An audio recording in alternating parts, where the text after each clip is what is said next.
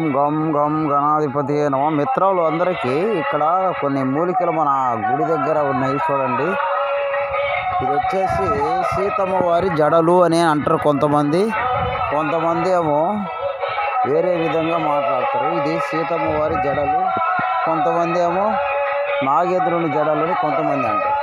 చూడండి ఈ విధంగా ఉంటుంది. అది పోతే నెక్స్ట్ వచ్చేసి నాగ తులసి అంటారు కదా. నాగ తులసి అంటే ఇది ఇట్లా ఉంటుంది నల్లగా. చూడండి ఈ తులసి చెట్టు, ఈ తులసి,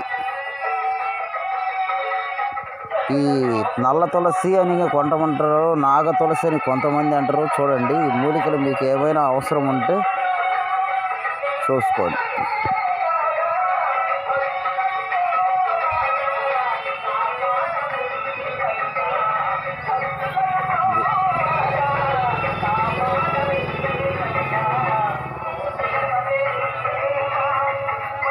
అదే విషయం, అదే విధంగా అంత లెక్క అట్లా ఉంది.